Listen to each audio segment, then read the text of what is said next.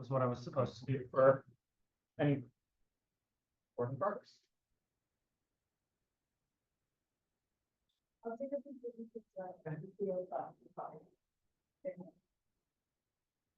So I'd like to thank you all for coming in today, hear about what I've been doing.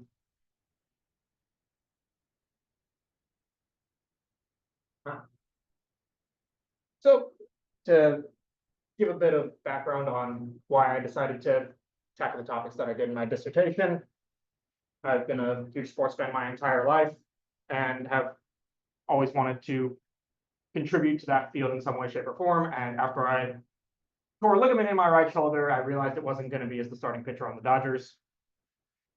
And so I found that I really enjoyed looking at data and looking at analytics, and really enjoyed looking at sports, and found that there's a pretty neat intersection between those two that really piqued my curiosity. And I've spent a lot of time going and talking to MBA executives and industry experts, people that just work in and around the field from all different levels, and realized that they face very difficult decision-making tasks in everyday choices, but especially around free agency. So I thought it would be interesting to analyze that market. And through my time here at Chapman University, I've picked up a variety of computational tools that have aided me in all manner of analysis, one of which was reinforcement learning, which I thought was a very, very neat tool and could be applicable not only in helping the MBA, but in experimental economics as well, especially dealing with solutions that may not, or dealing with environments that do not have a known solution. And so just to give you guys an overview of what the rest of this is going to look like, going to give anyone that does not know what basketball or free agency is a rough overview.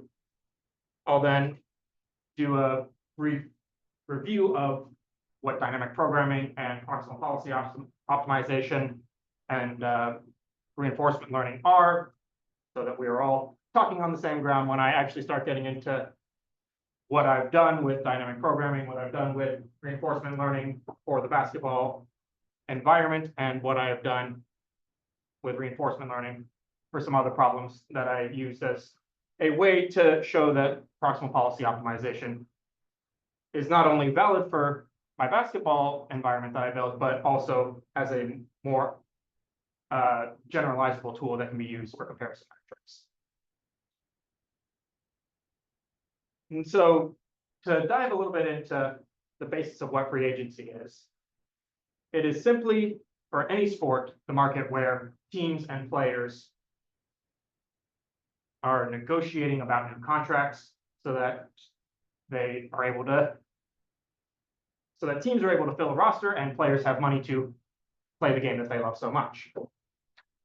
And it's constantly being renegotiated by, in the NBA, it's called the collective bargaining agreement. There's a couple different names for it, depending on which league you're looking at, but usually a union of the players and a conglomerate of the team managers will come together every couple of years, renegotiate what are the exact terms. Here's how much we're allowed to spend for every single team. Here's what the rules are. Here's when you're allowed to start talking to people. And I would be remiss if I did not spend at least 30 seconds talking about a very important court case in the history of free agency, which is Oscar Robertson versus the National Basketball Association.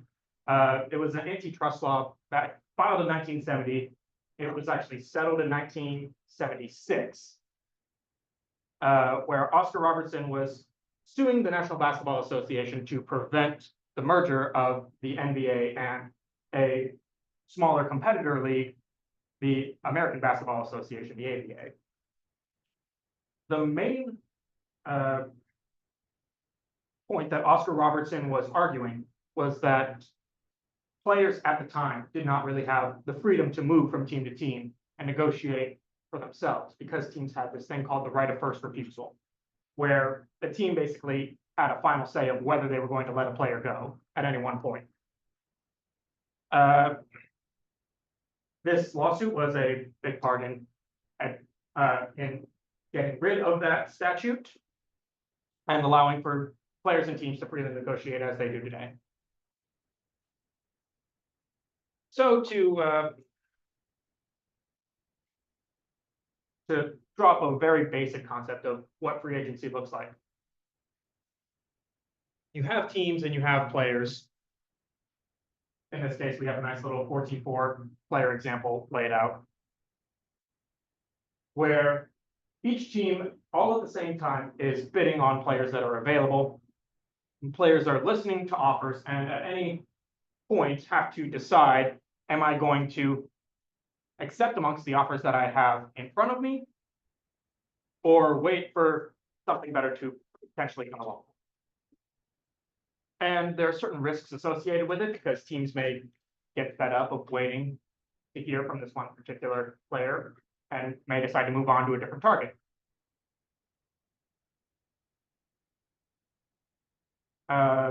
There's also some risk on the team side, because even if you are the one offering the most money, it's not guaranteed that you're going to be the one that gets the player. Players may have preferences over things like who the coach is, what city, the tax implications of the state.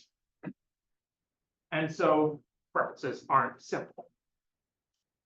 And have to also deal with imperfect information about what their competitors are doing, because aside from rough reports via the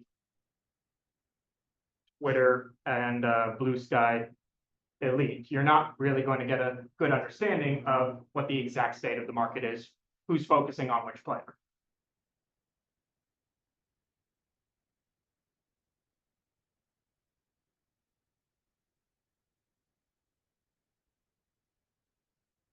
And so the reason I wanted to do NBA free agency as opposed to, say, hockey or baseball, football, is because basketball is a much more compact sport. You see at max 15 players on a roster and 5 players on the court at any one time, which means each individual player on the court and individual roster spot has a lot more value to the team's performance than, say, a 28-person baseball roster, where if you have one bad pitcher, yeah, maybe you lose 1 out of every 5, but if your other 4 are good,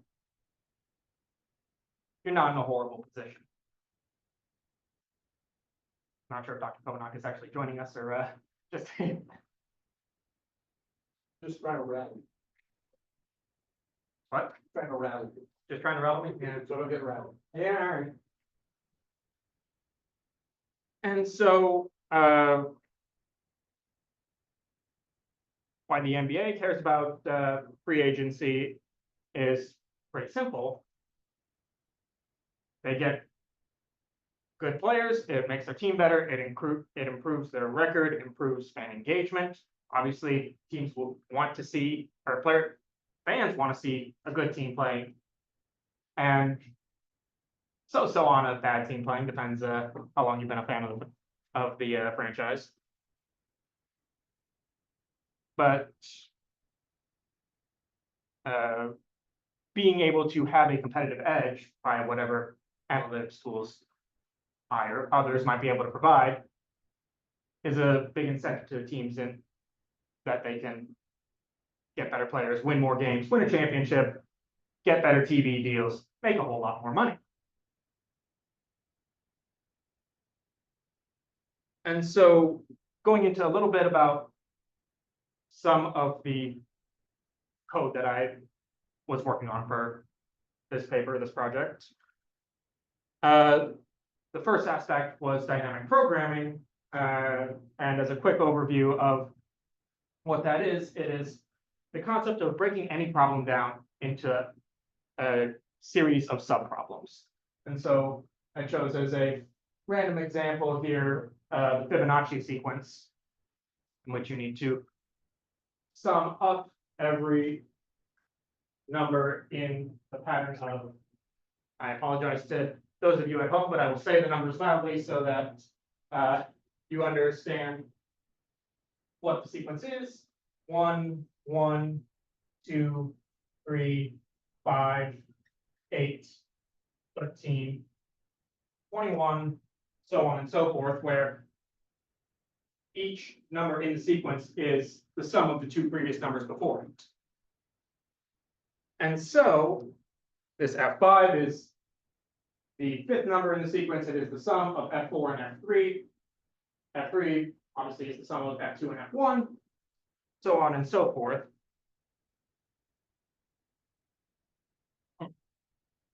And if we were to try and solve this simply through going through the entire progression of the tree, we could do it, but it starts taking up a lot of computational time.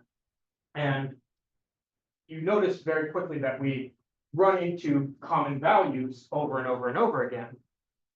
And so what dynamic programming looks to do is say, all right, let us retain that information in some way, some shape, and then save it for when we need it later. And then there's the bottom up and the top down approach. Bottom up is saying, all right, let's start with the end case and work our way up to whatever point we find useful. The top down approach is saying, let's start at F5, let's do this first F4 calculation. For F4, we need F3 and F2. For F3, we need F2 and F1. For F2, we need F1 and F0. All right, now we have F1 and F0. Let's save both of those for the future. All right, we're up here. We're at F2. We need F2 and F1. Well, we have F1 saved, so we don't need to calculate that again. Now we are able to calculate F3. F3, we're able to then draw from our previously saved values. And so what you see here is that even though we haven't physically calculated out every single point in this branch, we were able to check all the possibilities, which can be very useful for small, tractable versions of environments. The problem is once you start getting into very, very large environments, please, welcome, join. Once you start getting into very large versions of the environments, you start running into computational problems. Getting ahead of myself just a little bit, but a thing that you can do with dynamic programming is design a game called a Markov Decision Process. Basically, what Markov Decision Processes do is they model sequential decisions under uncertainty. So the Fibonacci sequence doesn't apply particularly well because there's no uncertainty in your actions. But let's say you were deciding what to do with your day-to-day, and your options were to come and pay attention to this or do literally anything else on the planet. Well, you have a choice there. One leads to one reward, one leads to a different reward. Whichever you think is higher is your own prerogative, but there is a certain probability that you were going to show up today and a certain probability that you would take the other option. We can pretty much model any decision like this. I mean, not any, but a lot of decision making can be broken down into this format. And what we can do at any point in some of these games that may take multiple periods is we can use the Feldman equation, which very simply broken down states that your reward for a current state, the place where you are at, and whatever your action is equal to the reward that you get at that current state for doing that action, plus any future rewards from possible states, given that you have taken that action.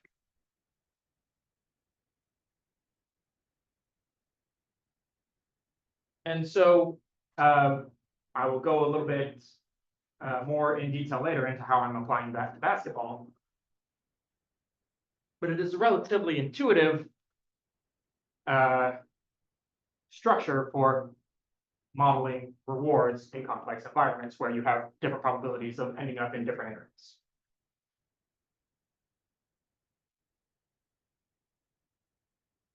So I was mentioning some issues with computational intensity when you're dealing with very large, very complex environments in dynamic programming.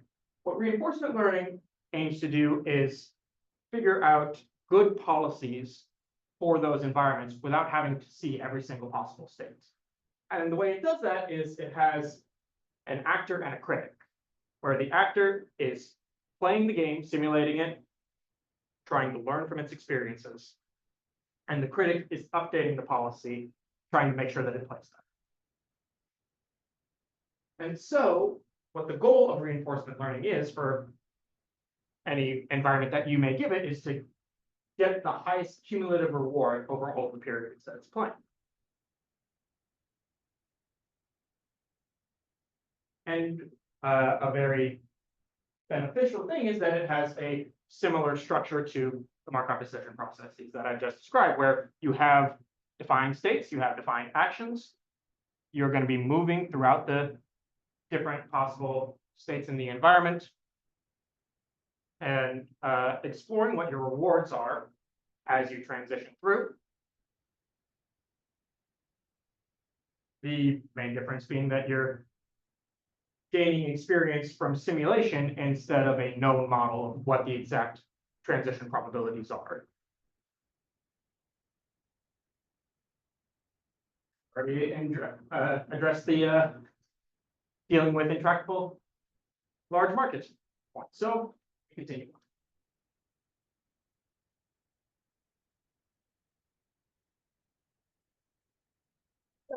Kind of address all this, and I know I have a lot to talk about with 3 different environments, so I'm actually going to proceed throughout this, but to hammer home the points a little bit more, reinforcement learning simulates the environment.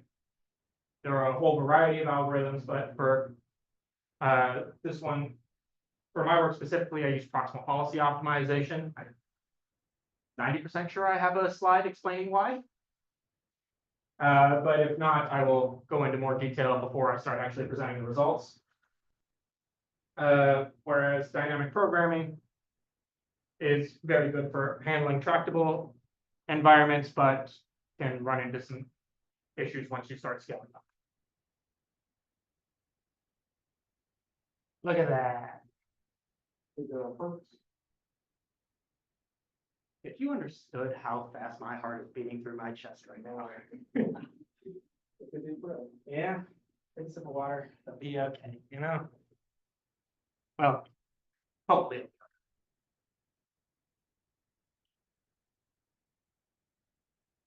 $1.25, by the way.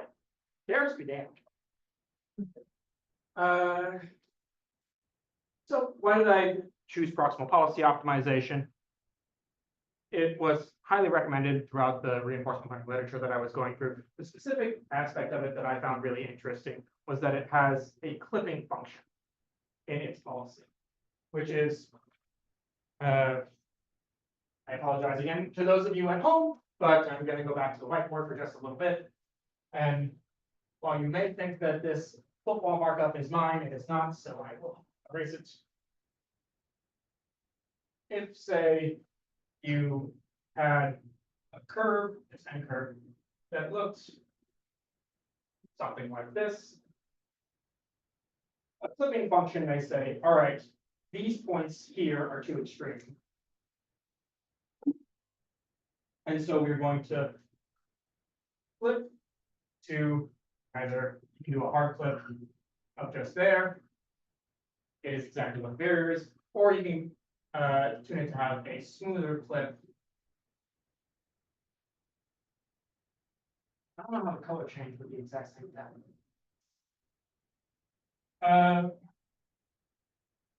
And what that implies in terms of policy is it prevents the agent from taking too drastic of a policy change in any one iteration.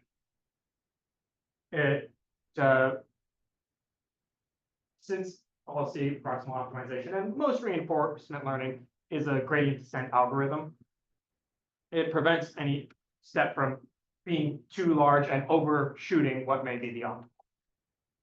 Say if you were just one small change away from finding the best possible result in an environment, you don't want to then take a huge jump to a new policy, which may be nowhere near.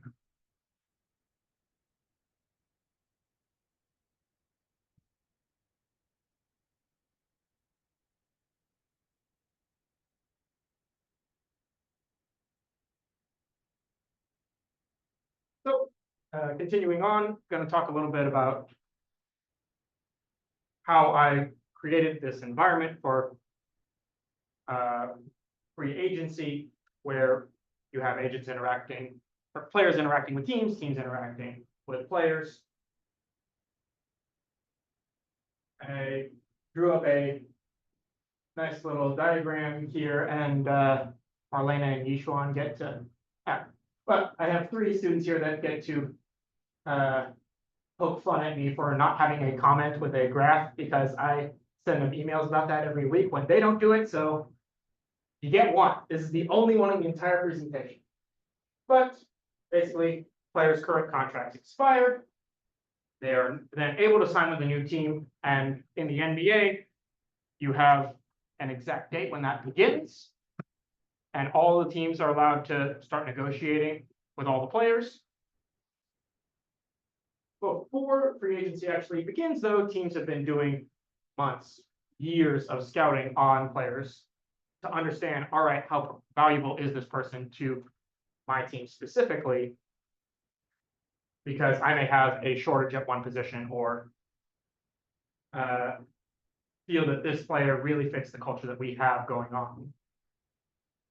And they may be more valuable to us than someone of their same position and stats may have to any other team.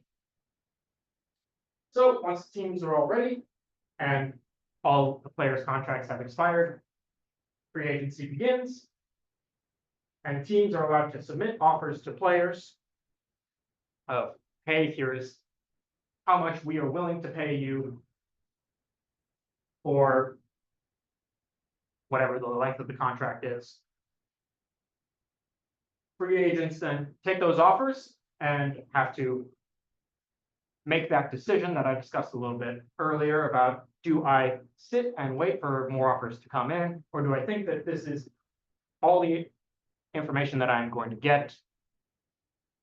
I'm going to take what is best amongst what is available to me based on whatever my own preferences are and call it a day.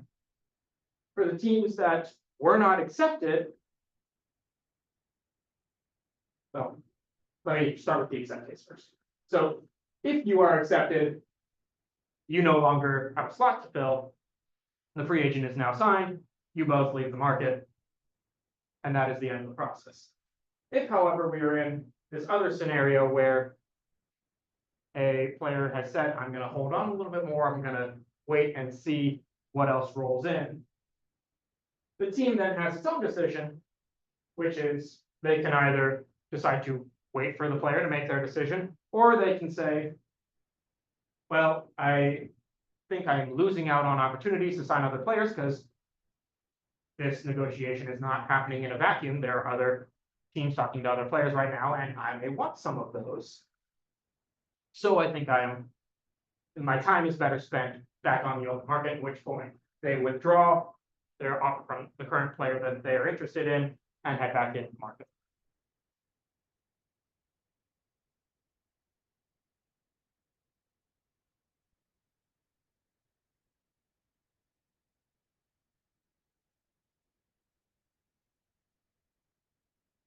So I'd like to spend a moment talking about how I have defined the probabilities for the competitive teams in the market, as well as what the players' odds are of locking in. I'm going to use that as a common phrase from now on. So just whenever I say locking in, it means a player is accepting from the offers that they have currently available to them, picking one, all the other teams go back into the market, the team that was accepted and the player agree to a contract.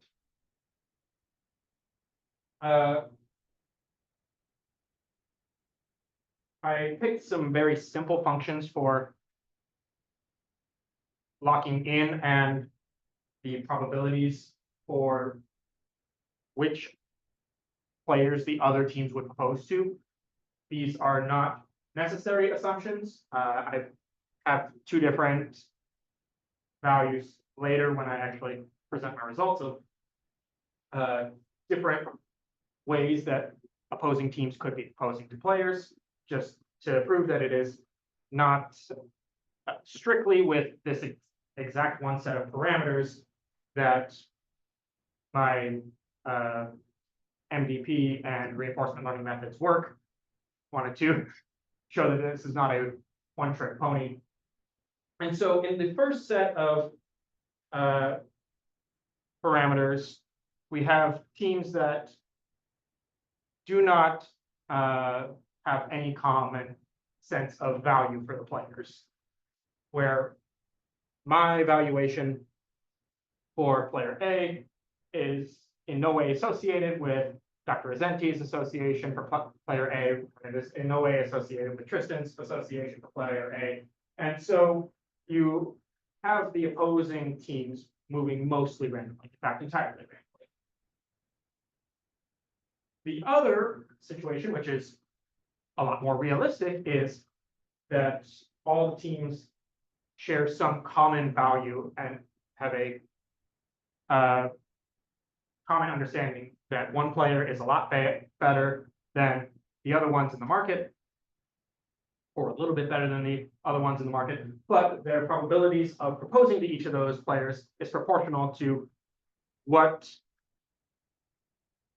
proportion of the value in the market they are adding. And so if you had one player that was worth $60 million, one that was worth $40 million, and one that was worth nothing, a replacement level player, then each opposing team would have a 60% chance of proposing to the $60 million player, a 40% chance of proposing to a $40 million player, and a 0% chance of proposing to the zero player, who kind of serves as an outside option to fill the roster spot, purely because there are rules in the NBA and generally across sports that state that you incur a penalty if you do not meet certain roster requirements and fill out your slots properly. And so I also model that in the Markov decision process as saying you get a -1 reward if you finish the game without anyone filling your slots.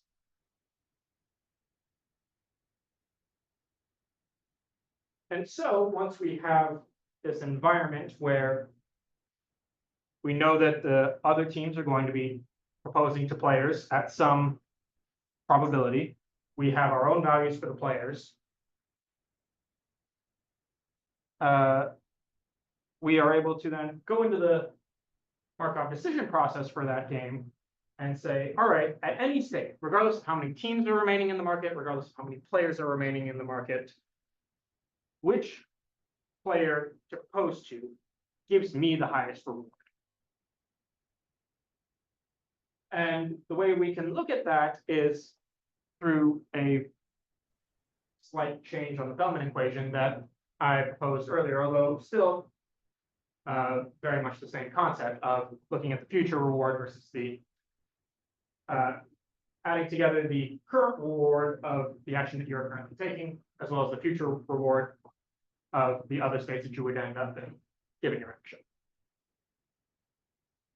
And the way we do that is by saying, all right, the current reward, if I get the player, I'm getting the value for getting that player. And if I don't get the player, then I get nothing because I didn't get anything. With the one exception being that your current reward, if your action leads to a scenario where you don't end up with any player, you get that negative penalty associated with failing to properly get a free agent. For the future rewards, what we can do is we can say, I have decided to propose to this player, given that we have some probabilities for what the other teams are going to do, as well as what the probability is that the player is going to lock in, given how many offers they have. And the function for that is relatively simple. It's just the probability of locking in at any step of the game is how many contracts you have out of the total contracts available. So if there are 4 teams in the market and a player has 2 offers, he's got a 50-50 chance in that one specific period of saying, I will lock in and pick amongst these contracts that I have available.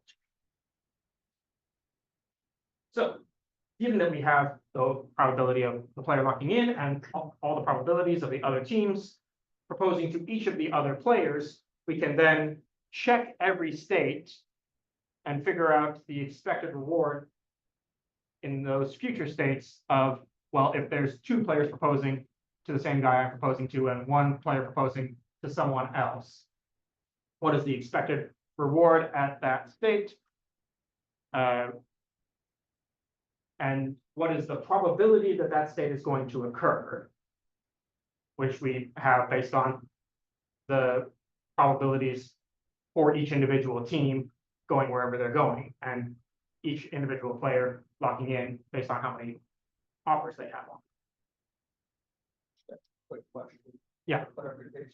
Does the model know how many offers each agent has?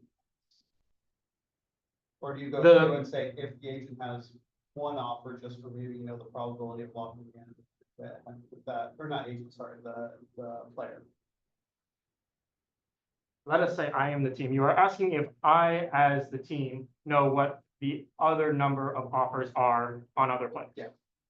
I know what the number of competitors are on the player that I am currently proposing to. I do not know how many offers. Let's say I'm proposing to player A. I do not know how many offers player C has received. Okay, just the 1. I can have a rough idea of how many people are still out there because I know how many people are competing with me on this one individual, but I don't know exactly where those people are. Okay. All right. And so I have then ran a value iteration algorithm where you look at each state, look at what your actions are, take the reward based on all the different probabilities of all the different future states that you end up at, depending on your action. And after you iterate that a couple times, just starting with the base case of you get whatever your reward is if you get the player, and a -1 if you don't get anybody. Iterated that until all the expected rewards converged to where they were no longer moving. And I think the exact decimal point was 0.0001% change. Is that what point I said, all right, there's no point to further iterate. And that is a cumulative change in rewards across the entire environment. So the sum of all of these was from one iteration to the next. The sum of the changes was less than 1,000th of a point. At which point I feel very confident in saying the iteration is done. We have reached whatever the maximum expected rewards are. And so I provide for you here a sample of a very small environment where we are looking at 2 teams and 2 players. The first player has a value of 1. The second player has a value of 0. And then I list all of the current actions in each of this possible environment. You could either be proposing to the first player or the second player. For those that are not coding oriented, I apologize for the indexing.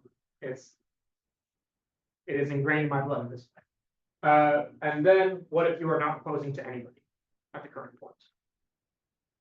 As well as what the remaining teams in the market are. You also have what players are remaining in the market, which is which players are you as the team still able to propose to, which is, I spoke. That is the indexes of which players are still available in the market. Because let us say we came from a state where there were 3 players and 3 teams in the market, and the second player was removed, then this list would say 0, 2, because the first player and the third player are still in the market. The second player has accepted an offer and it's left.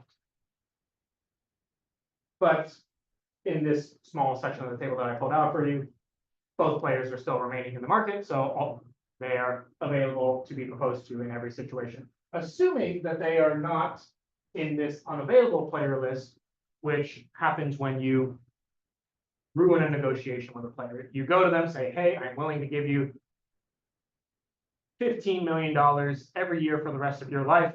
And then you go, you know what, never mind, I'm going to go over here and offer this other guy that exact same offer. There's a lot of pride in both these players and these agents.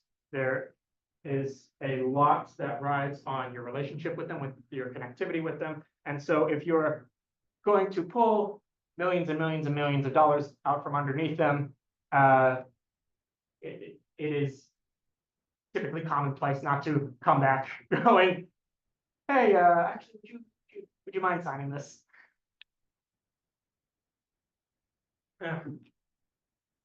And so in this example, that is what this scenario says. I'm currently proposing to player 1, but I have already proposed to player 0 and decided that my time was better spent on player 1. And then, simple enough, what the highest value action is, which is just which player, the first player, second player, first player, second player, first player. And if both players are unavailable, well, you can't propose to either of them. So your best action is nothing, at which point you get your negative penalty for failing to fill your roster spot.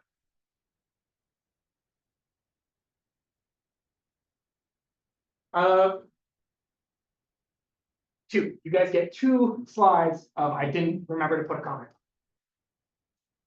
So I picked out a variety of different environments with different values for the players, as well as the opponents having correlated values of the players similar to mine. So proposing to the same people I would want to propose to, as well as the, oh, no, sorry, that's not how I structured this. This is actually both correlated, but with the first being that the highest value player is worth 60, where the other players in the market are usually worth about 42.5. And this grid shows where the highest value player is worth 80 and the average player is worth about 42.5. And I want these two heat maps to illustrate 2 things very. The first is that there is a decent mix of white and black squares, which is the white squares are the scenarios where it is best to propose to the second most valuable player in the market, and the white squares are the spots where it is beneficial to propose to the most valuable player in the market. And so a mix of white and black squares implies that there is not just a simple always propose to the best player strategy. There's some complexity to this environment, and it's worth studying. The second thing is the importance of when a superstar is added to the market. You see a whole lot more white squares indicating it is best to propose strictly to the superstar talent that is able to pick your team up from its bootstraps, carry you to the number 3 seed in the West, and make you a championship contender. Because the reward of getting someone that can really transform your franchise for a decade plus is so valuable to teams. Why anyone would ever trade someone like that? Well, if you were really doing that, you should have made the max value 77. Valid. I will state in my defense of that, I made these like a year and a half ago. And so, yes, I could have rerun the calculations with a 77 value player, but I figured, don't start kicking the machine right as it's going. And before any questions, comments come in, no, I don't know why the Dallas Mavericks traded Luka to the Lakers. I've been studying the NBA for 3.5 years at this point. I don't know. And so I also scaled it up a little bit to, instead of just a 3x3 environment, a 4x4 environment, so slightly more complex. I'm gonna show how reinforcement learning did in both of these scenarios when I get to it. But we see generally that in the 4x4 scenarios, there is a whole lot less risk in going to the highest player, because the wide variety of options means that your opportunity cost of missing out on, say, 1 or 2 guys that may leave the market because of competition while you were waiting to hear from the top guy isn't as impactful to you, because there's still more options available. And we naturally see again that whenever there's a superstar, there are squares where you can say, I need that franchise talent. It is much more valuable for me to have them, but still a nice mix of some scenarios where you're better off going to the second best player is good proof that this is not just a simple game. So continuing on to the reinforcement learning's performance in this environment. Once you start scaling it up, getting to say an 8-player, 8-team market, you start to run into real problems with checking every single state and checking every possible combination of other teams proposing to other players. And so I switched over to use reinforcement learning as a way to combat that method. But I need to first prove to all of you and to those at home that reinforcement learning does this good. Talking very quickly about some of the things that need to be addressed when switching over to reinforcement learning.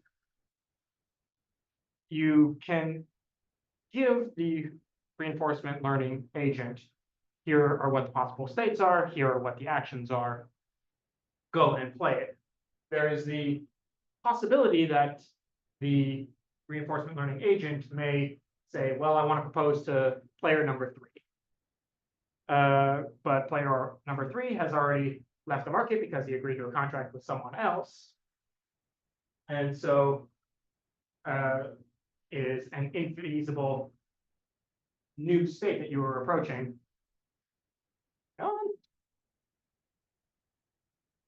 We have about 15 minutes, so I would suggest you get the results. Yeah, there are. What did we learn?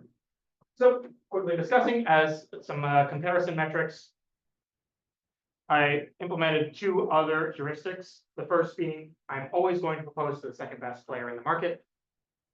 And another one, which is an entirely random strategy of I am always going to stick on whatever player I am proposing to, but otherwise, if that player becomes unavailable, then I will pick randomly.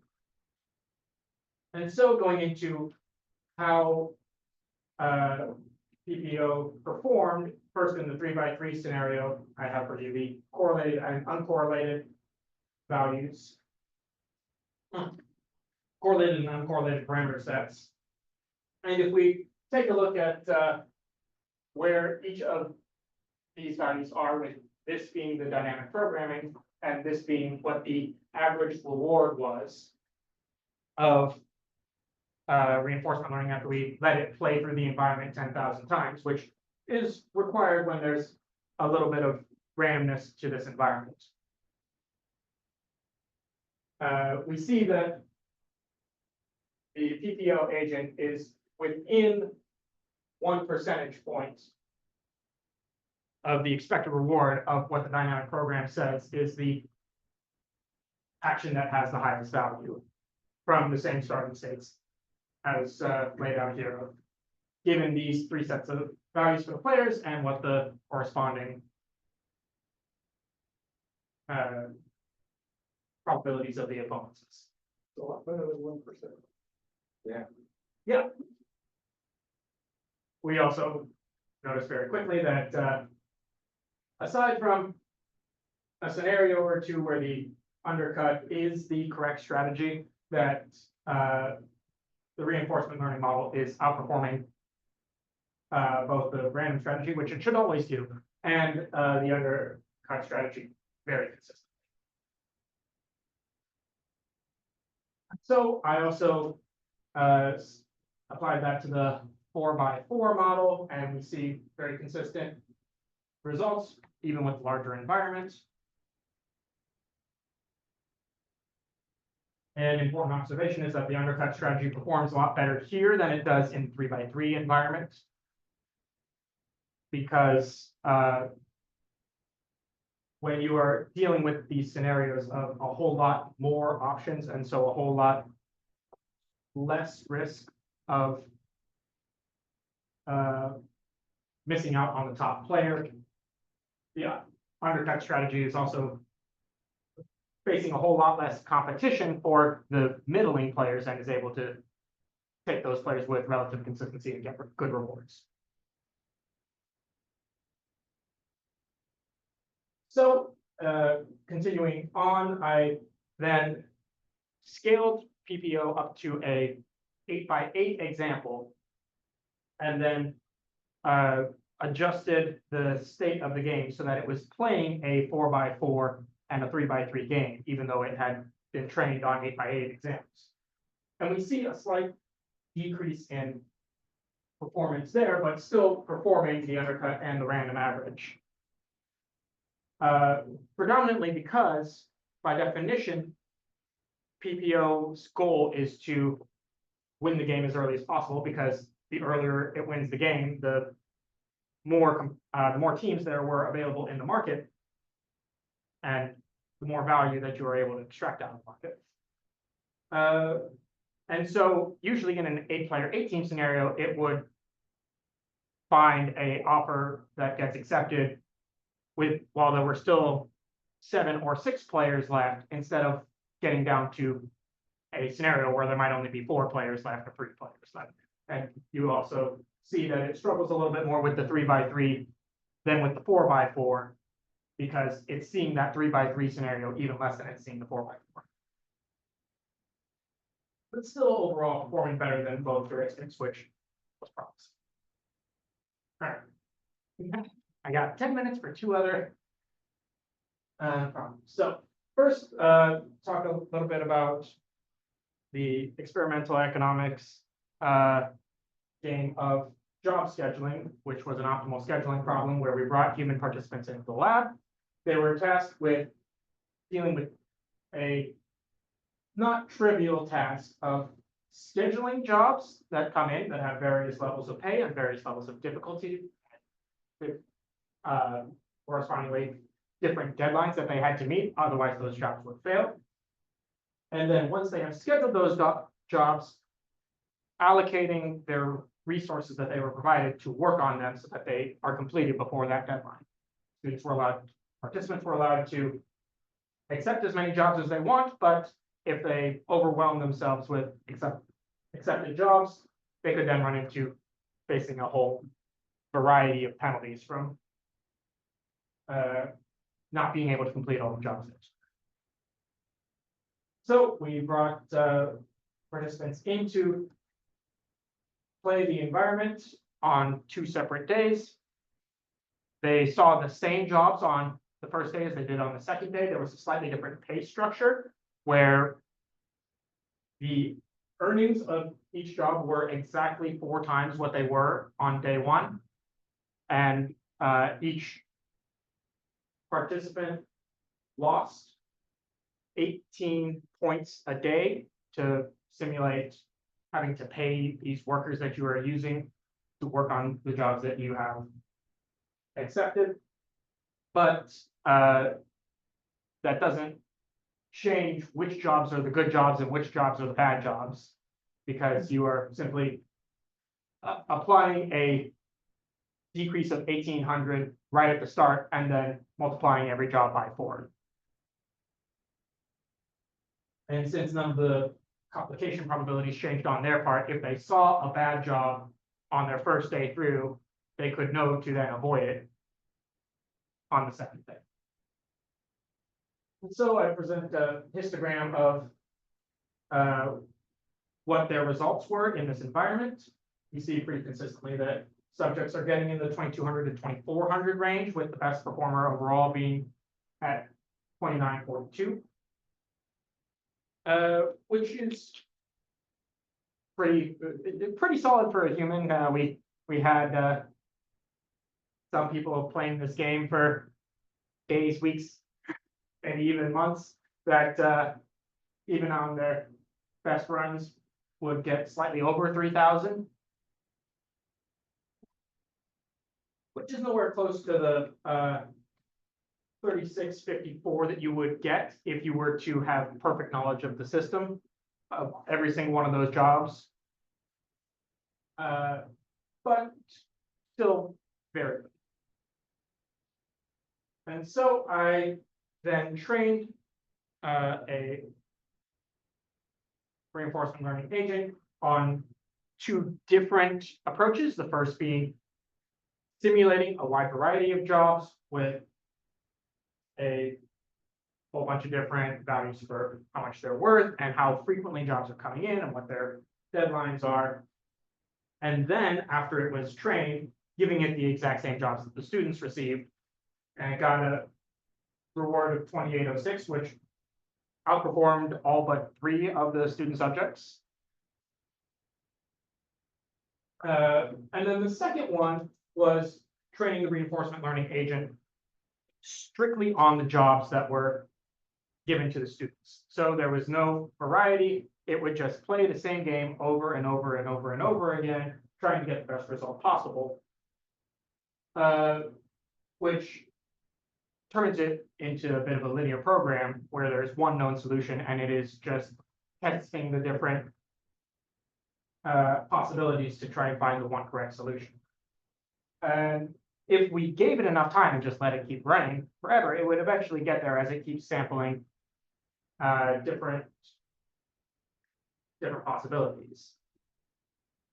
But that got a reward at 3184 before I called it and said, I'm not gonna sit here for 6 days to let it keep running to something that is a known solution. And that, I think, is where I need to bring up that I am not proposing reinforcement learning strictly as a replacement for any of the metrics that we typically use through behavioral and computational economics, but as an additive and comparative metric.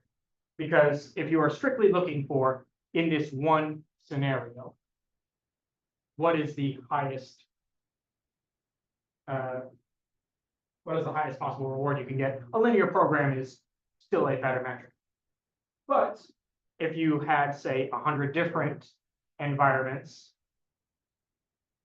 it would be, say, tedious to train a linear program for each of them. And so if you were to want to get a good understanding of what the environment looks like, what the pay structures look like, maybe you are trying to figure out what is going to be the average point total across a whole variety of different parameter sets, that is where proximal policy optimization and reinforcement learning as a whole can be more useful. I add the break slide there. Whatever. So the final environment that I'm going to discuss today is the capacity constrained Cournot market, in which a set of firms are all making decisions about how much to invest in any one period. How much they invest determines what their production level is. Their production level is a discrete value, and be at production level 1, 2, 3, 4, 5, 6, 7, 8, 9, 10, and whatever your level is determines how much you are producing and what your market share is. as a firm, you also have a decision about whether you want to, at any one point, leave the market, scrap all of the equipment that you have and take the money for that, or if you are out of the market, pay a fee and enter.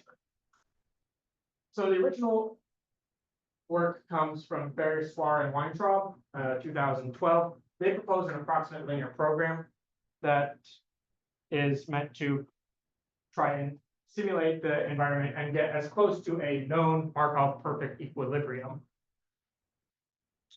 that is already solved for the environment. And they use long-run statistics, including producer surplus, consumer surplus. C1 and C2 are the market share of the first and second largest firm, respectively.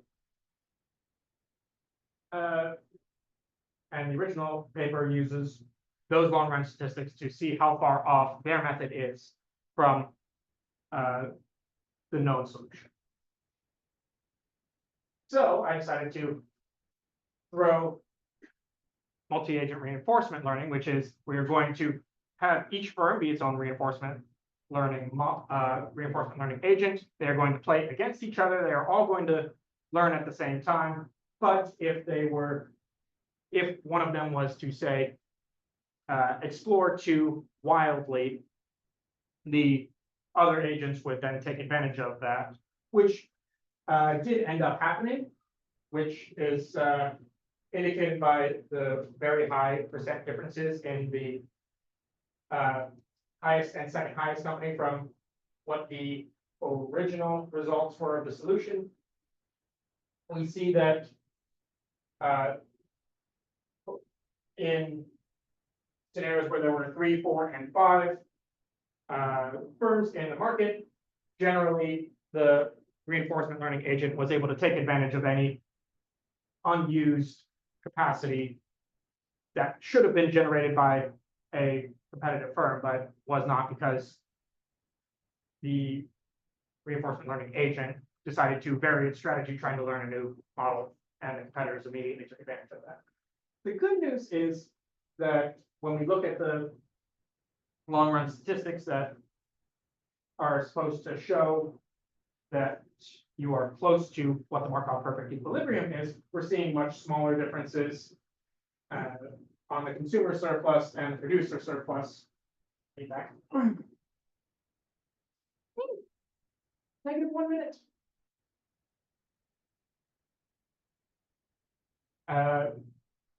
And so I find these results very comforting, let's say, in proximal policy optimization's ability to simulate even complex multi-agent environments.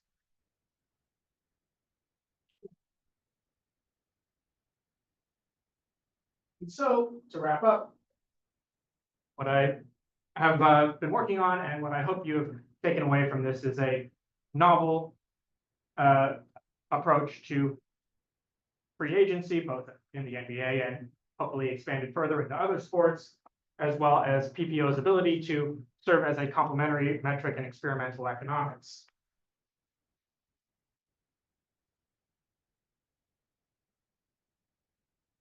And I know that the next step in my research process is looking at the efficiency of students that participated in the job scheduling environment and coordinating with actual NBA teams to use their information on the model.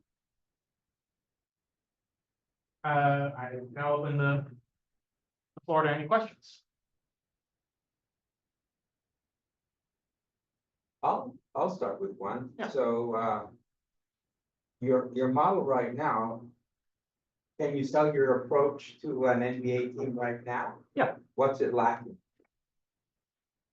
Or is it ready? It is ready to go. I do not have exactly what the team's values are for the players. Okay, here's something I don't understand. You know, if you want your algorithm to perform well, Yeah. as an agent, you know, for a team, let's say, you have to know how all the other teams think.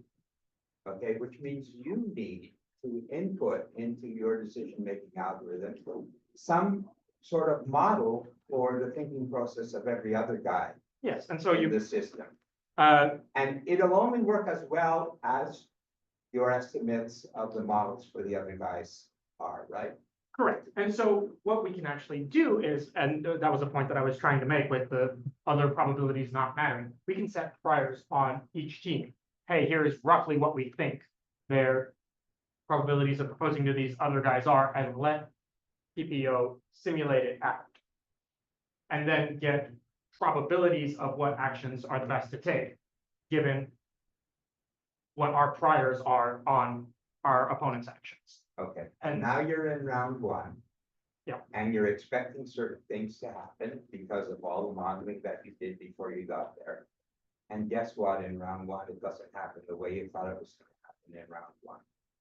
How long does it take you to now adjust your whole strategy that was developed through a tedious computational process to be ready for round two, which is 24 hours from now, right? If you're saying my entire priors are, excuse me, if my entire priors are wrong, that would require, let's say, 24 hours to fix. But if you're just saying, hey, you played round one and you proposed to this guy that the model said you should propose to, and you were wrong, and you know, Or the model somebody only else did- proposed. Somebody else proposed who you didn't think was gonna propose. Right. Okay, and he. Hey, you only gave this guy a 5% chance of proposing to player B, and he ended up doing. Yeah, and now you gotta change between now and tomorrow, right? Because things have changed. I mean, You know, who's available now at round two is all of a sudden changed from what you expected it. no, the model's already simulated out. Hey, there are different points in the model of players So coming there's out a and players low coming in. a low probability of that. Yeah, As long as you can make adjustments quickly enough, you know, things will work well. Yeah. Also, doesn't it, what I'm not understanding about the RL for the basketball free agency is, there's no element of coevolution of strategies here in this environment in order for you to make your best guess as to what you want to do in the first round. I mean, theoretically, you need to be considering what everybody else is going to be thinking his best strategy in the first round is. right. Okay, and you're only doing that by Putting priors on them. putting Because- priors on their moves, right? Because the actuality of the situation is you can't really go to another team and go, hey, can you tell me exactly what you're gonna be doing this free agency? You know, I'd really like to plan accordingly to make sure that I'm not, A lot really depends on on those priors that you're putting yes. early in this process. So you better try a lot of different priors to see how Yeah. sensitive it is. Yeah, yeah, that's You might what wanna I do do. that. And then I wanna go back to the scheduling one, Sure. and, See, You know- got a minute or two. 'cause there's no okay, last yeah, here. I'll give him one more question here. So the RL model was trained very generally and, with many different runs. And in the end, it didn't do quite as well as 3 freaks that he brought in there who actually beat it, okay? Okay, those are humans, Yeah. okay? Those guys came off the street with no training in this environment. And why is it that they could do better than the machine? I don't think it was an accident. I think you have 3 people here who can actually do something better than the machine can do after training for 24 hours. Right, Okay. so, I mean, to imply that they've never had any experience, we have decision-making experience and scheduling experience just from our everyday lives. We have to figure out how we're gonna Right, allocate our and time and our George resources, had and 10 so, million trials or whatever it was, I don't know how many trials, you know, it was, with different environments. And that was all scheduling experience in similar environments. right, I don't think our human subjects had as much training, you know, as your machine had.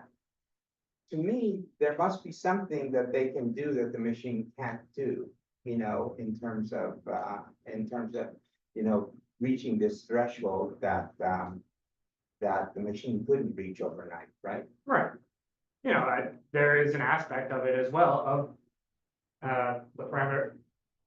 For any of you that would like to look at the exact job set, my intent is to put this under embargo for a little bit, so we should get the other thing, get that other thing written and published, but you can look at the exact parameter set for the job file that we gave the participants and see that there are some jobs that are kind of deceptive, where you would look at it and typically think, oh, this is a good job, and then find out, it takes 10 parts to complete, and the number of parts that you complete each day is random.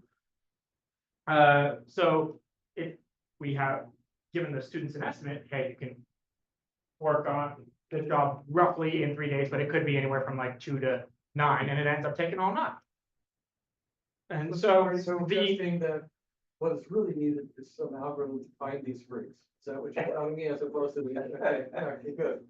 No, but what it seems in both cases that I mentioned, it seems that what the problem with reinforcement learning is, if you're gonna, if the cause of the difference is some freak event in the tail, it seems like the humans can deal with that better than the machine can deal with it. Because the machine would need to see that event a million times before it adjusted the strategy to be prepared if that event occurred. Right, which Right. we see with the specifically trained version, it takes a while to find the exact niches of these weird edge cases.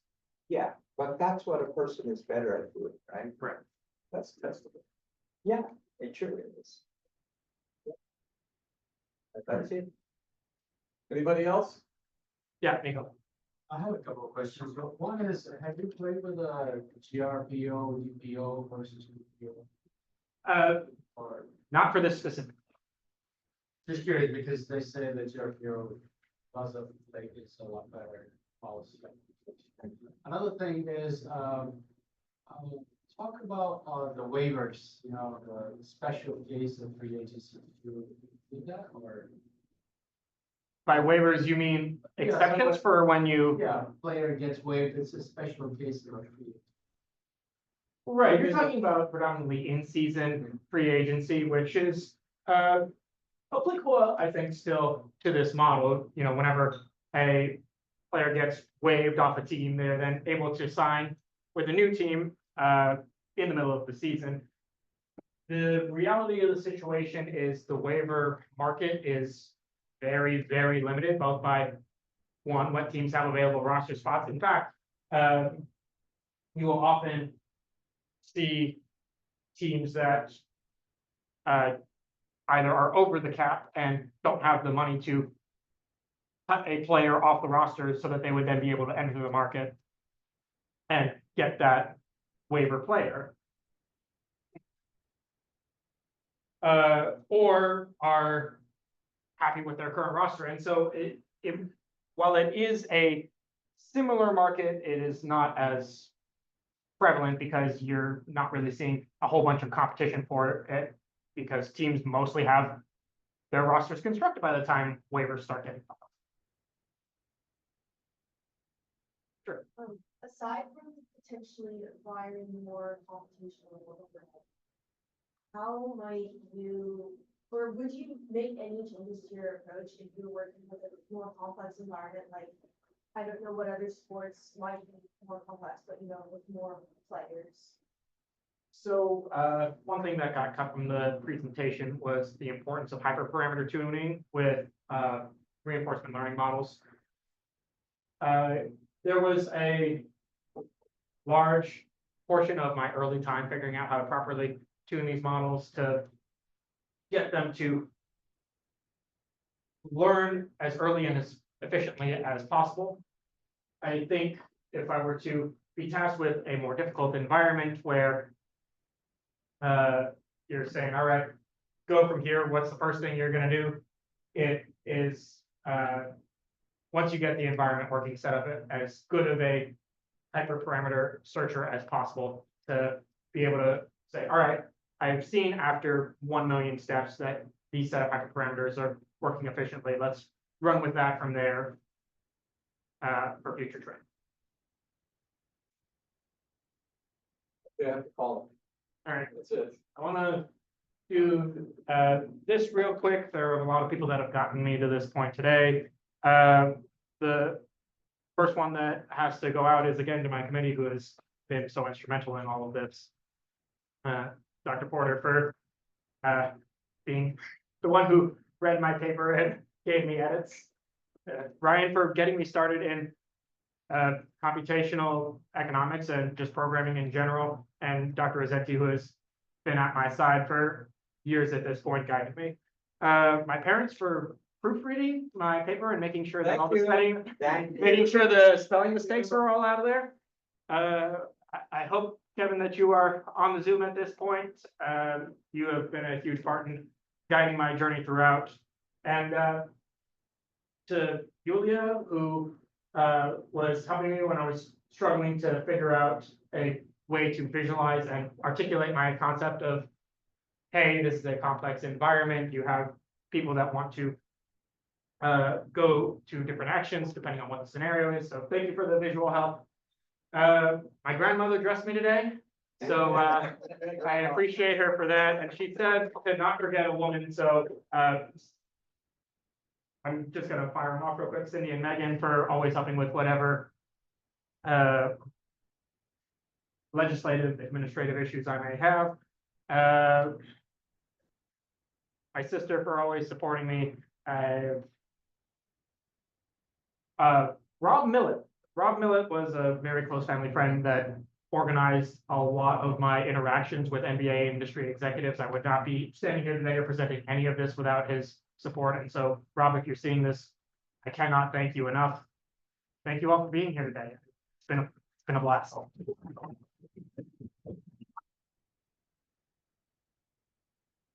Okay, my class, relax.